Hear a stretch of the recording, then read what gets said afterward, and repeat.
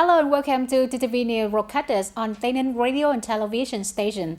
Ladies and gentlemen, on July 24, the interdisciplinary delegation of the Central Steering Committee for Innovation and Development of Collective Economic Development and Cooperative, led by Ms. Chu Thị Vinh, Deputy Directors of the Department of Cooperative Development, Ministries of Planning and Investment, came to survey activities at a number of cooperatives in the province.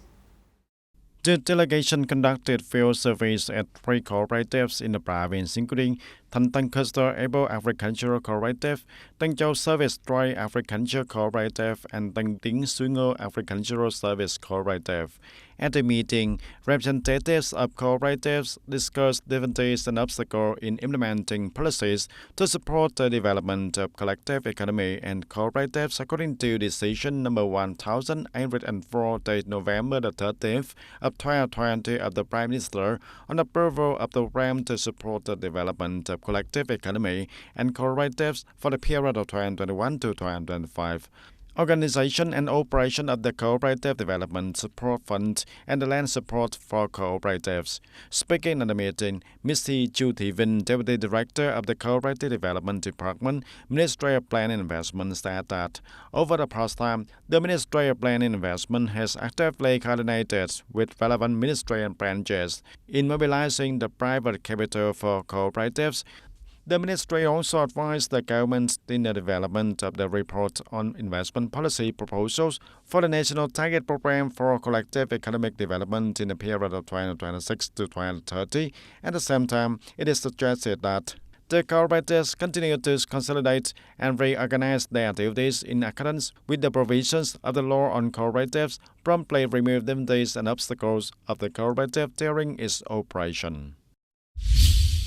And on the morning of July the 24th, Mr. Phạm Hùng Thái, Standing Deputy Secretary Provincial Party Committee, head of the delegation of the National Assembly of the province and leaders of the Trang Bang Thao Party Committee, visited and presented gifts to policy families and the people with material services in the town.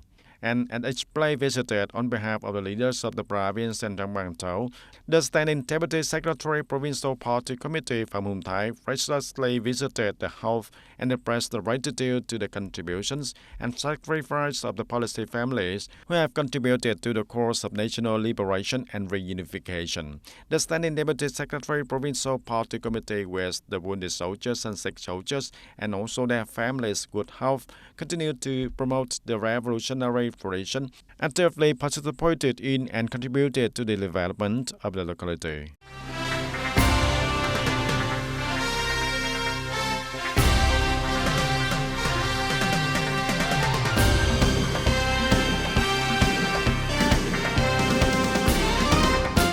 Preliminary reviews of the discovery, fostering, and construction of typical examples for the period of 2021 to 2025, and a summary of the special emulation route to celebrate the 75th anniversary of President Ho Chi Minh's issue. The call for patriotic emulation was also revealed. Attending the event, there was Mr. Nguyễn Thanh Ngọc, Deputy Secretary, Provincial Party Committee, Chairman of the Provincial People's Committee, and Chairman of Provincial Council of Emulation and Combination. In the first 6 months of 2023, the Provincial People's Committee launched many thematic emulation movements in all fields of the social life in order to successfully realize the socio-economic development targets, ensuring the national defense and security, building the party and building the political system in association with promoting learning and following Ho Chi Minh's ideology, morality, and style, and thereby appear many advanced examples such as Ms. Thị Hồng On, the Khmer ethnicity teacher, President of the Trade Union of Tân Phong Secondary School of Tân Bình District. And speaking at the conference, Mr. Nguyễn Thanh Ngọc, Deputy Secretary Provincial Party Committee and Chairman Provincial People's Committee, Chairman of the Provincial Emulation Commendation Council, suggested that the Emulation and Commendation Council at all levels be aware of the work of competition and reward, improve the responsibility to focus on leadership and drastic direction, focusing on detecting positive factors, using more forms of unexpected rewards for small collectives and individuals, such as workers, farmers, union members, the members, cooperative members, and workers directly engaged in production and business. At the conference, many collectives and individuals also were awarded notable awards, including second-class labor medal and certificate of merit from the Provincial People's Committee. Ladies and gentlemen, the People's Committee of Tây Ninh Province will hold a dialogue conference between the government and businesses in early August 2023. Accordingly, the Secretary Provincial Party Committee and the Chairman Provincial People's Committee of the Ninh Province listened to opinions, recommendations, and also proposals for the general development of the province and the development of the enterprises, cooperatives, and also business households, thereby removing the difficulties and obstacles of enterprises for investors, cooperatives, and businesses households. At the same time, the province also provides more information on the investor selection process and specific mechanisms related to land investment and construction to businesses and investors to attract investment and expand production and business operation. And ladies and gentlemen, the 8 sections of the 10 Provincial People's Council had just issued 4 resolutions approving investment policies for 4 new projects, including the project of the second phase of the sport competition and training center project. The second phase of the project of the Sport Training and Competition Center has the goal of building a number of new construction items in combination with renovating and repairing the physical facilities of the Provincial Sport Training and Competition Center. The investment scale of the project is as follows: building a swimming pool with size of 26, 50, and 3 meters. Renovating and repairing a number of works on the land handed over from the Technical and Economics Intermediate School, renovating dormitories and canteens, renovating and expanding the existing gymnasiums into a shooting gymnasium, football field renovation and repair also. The construction of auxiliary items, transformer station, power supply system, lighting, water supply and drainage, fire protection system, fence, round yard, trees, internal roads, communication, etc., and invest in additional equipment for training, competition, and daily life. The total investment of the project is expected to be over 57 billion Vietnam dong from the provincial budget, and the project implementation period is from 2023 to 2026.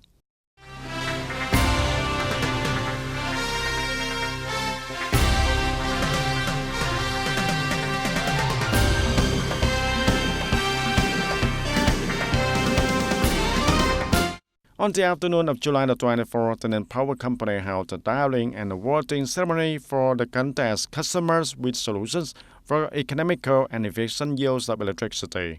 The contest Customer with Solutions for Economical and Efficient Use of Electricity was launched from the June of 2023. This is a contest for all customers who are signing electricity purchase and sale contracts for domestic purposes within a power company, have valid customer codes from before March of 2022 until now still using electricity.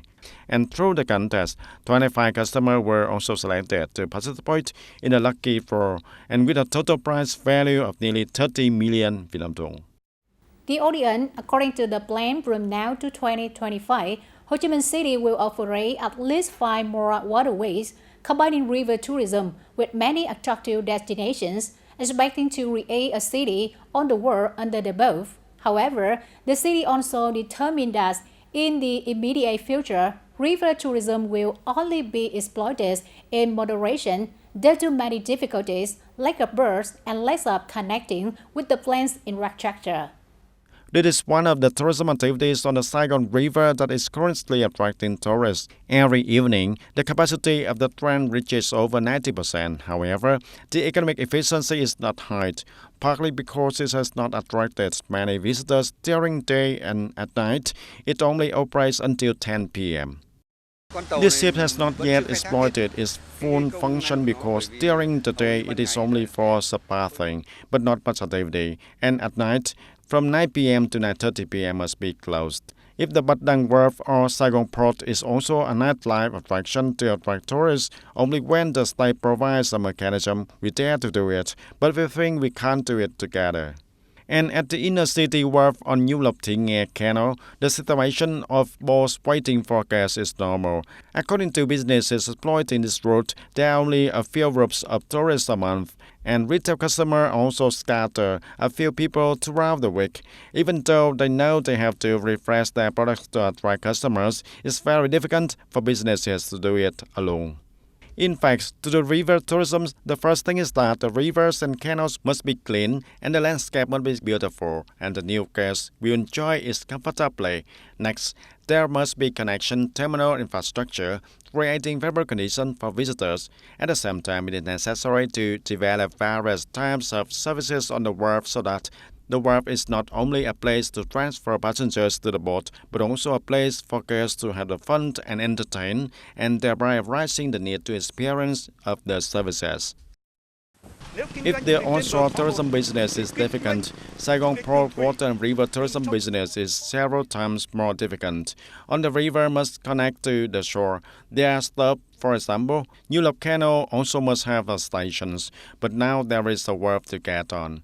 In 2022, Ho Chi Minh City welcomes nearly 35 million international and domestic visitors, but the number of visitors experiencing river cruises accounts for just over 1%. This result is assessed as disproportionate to the city's potential and advantages. Ladies and gentlemen, the days of July 27 every year has gone down in the history of the country as a mark reminding people of the traditions of when drinking water, remember the source. When eating roots, remember the person who planted the tree of the Vietnamese people. The 27th of July, reminding the people of the tradition of when drinking water, remember the shore, or when eating fruit, remember the person who planted the tree of the Vietnamese people. And the date of July the 27th has much great historical, political, and social significance. But recently, on this occasion, besides the gratitude and activities taking place across the country with the dark intentions and hatreds for regime, reactionary organization at home and abroad spread allegations contrary to the good deeds and deeds that our party, our state, and the people have towards war invalids and martyrs. They take advantage of the number of obstacles and difficulties and also inadequacies in the process of implementing regimes and policies towards people with meritorious services to distort and slander the party and the state for having forgotten and ignored the wounded soldier and sick soldiers and those with meritorious services to the revolution. Double methods and strike are not new in the plot to implement the strategy peaceful evolution for the Vietnamese Revolution, creating false perceptions, reducing the confidence of a part of masses in the party, the state, and the socialist regime policies, causing division in the right national unity bloc, and at the same time, depending on the loss, the pain of war, the injury to the family members of martyrs, war invalids, and the people with meritorious services to the revolution. And with specific action, gratitude activities, visit to policy families and the people with meritorious services took place solemnly throughout the country with the participation of the party and the state leaders, showing concern, gratitude, and encouragement in a timely, regular, and continuous manner to the generations who have made many contributions and sacrificed themselves to the nation's revolutionary cause and independence. Do not let any people with meritorious services not enjoy the policies of the party and the state. That is a saying, a reminder for policymakers. Need to do it quickly and do it with your heart. And from the reality in dealing with the backlogs in the localities, there are also really difficult cases when handling many records when reviewing the proposal for recognition of martyrs. Looking at the files with the heartbreaking, martyrs are currently lying in the cemetery with their comrades, but they themselves are still not recognized as martyrs. And just because there are no browse, no records, no witnesses. But with the right policies, through the instruction to supplement the records and with specific but practical actions, thousands of martyrs like profile information, thousands of policy families have received the certificate of valiant contribution and certification after many years of waiting. And through the review of preferential policies for the people with meritorious services over the years, up to now, the whole country has confirmed over 9.2 million people with meritorious services and their relatives, including over 1.2 million martyrs, more than 140,000 Vietnamese heroic martyrs, and over 100,000 warrant bearers and benefit carriers a policy like warrant bearers. That's all for TTV News today. Thank you for joining with us and see you next time.